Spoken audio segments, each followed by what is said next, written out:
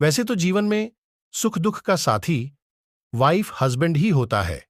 इसलिए आज की लव स्टोरी में हस्बैंड वाइफ लव स्टोरी के बारे में पढ़ने वाले हैं। किसी भी मनुष्य के जीवन के अंत समय तक साथ निभाने वाली अपनी प्यारी पत्नी तथा अपने प्यारा पति से ज्यादा कोई भी साथ नहीं देता है। क्योंकि सुख हो या दुख हो, हमेशा से ही पति पत्नी एक दूसरे का हमेशा साथ दे। इस दुनिया में लोग सबसे ज्यादा प्यार अपनी पत्नी से करते हैं और पुरुष अपने पत्नियों से बहुत ज्यादा प्यार करती है, क्योंकि दोनों का जीवन की प्रकृति में से जुड़ा हुआ रहता है। ये दोनों एक दूसरे के बिना एक दिन तो क्या, एक घंटे भी नहीं रह सकते हैं। ऐसे में पति पत्नी की प्यार की कहानियां हम सभी को पढ़ने ही चाहिए, क्योंकि कभी ना कभी तो हम लोग पति पत्नी तो बनेंगे। ऐसे में हस्बैंड वाइफ लव स्टोरी हम सभी के जीवन में एक सकारात्मक सोच के साथ अच्छी पहल करने की जिम्मेदारी को आगे बढ़ाएगी। देव नाम का व्यक्ति की शादी अरेंज मैरिज के तौर पर शालिनी से हुआ था। दोनों की शादी अरेंज मैरिज होने के कारण वे दोनों एक दूसरे को पहले से नहीं जानते थे। शादी के बाद दोनों एक दूसरे को जानने पहुंचाने का काम चालू हुआ। कुछ ही दिनों में दोनों एक दूसरे को अच्छी तरह से जल्दी पहचानने लगे थे।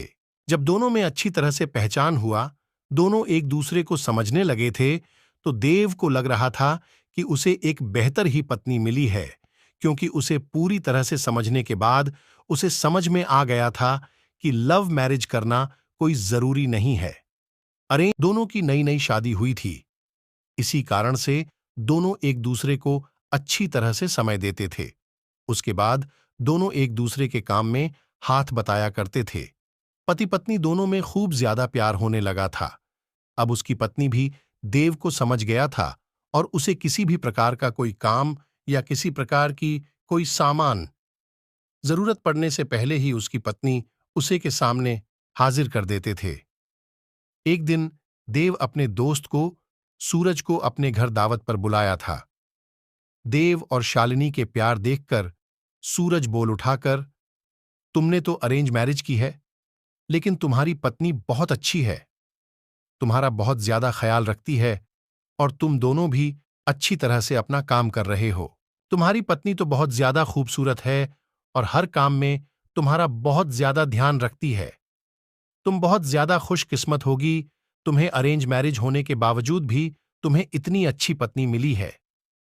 एक दिन देव अपनी पत्नी से कहता है कि तुम जाकर तैयार हो जाओ, हम लोग कहीं घूमने जाने वाले हैं। हम लोगों को शादी की होगी इतना दिन हो गया है और बहुत सारे काम होने के कारण हमें टाइम भी नहीं मिला है घूमने के लिए। चलो वहां आज हम लोग घूमने के लिए कहीं चलते हैं। इतना सुनकर उसकी पत्नी शालिनी ने कहती है कि आपने तो बिल्कुल अच्छा कहा जी, बहुत दिनों से हम लोग कहीं घूमने नहीं गए। अच्छा हुआ आज आपने बोल दिया, हम लोगों का मन नहीं लग रहा था, चलो कहीं घूम कर आते हैं। दोनों एक कार में बैठकर घूमने के लिए निकल पड़ता है।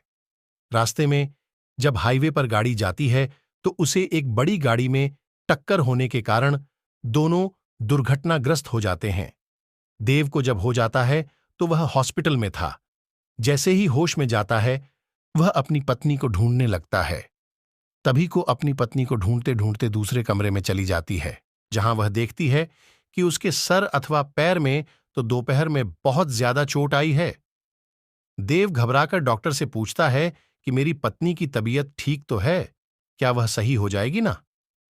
तभी डॉक्टर कहता है कि तुम्हारी पत्नी की पैर की नसों में ज्यादा खून निकलने के कारण पैर को काटना पड़ा है, वह नहीं चल सकती है।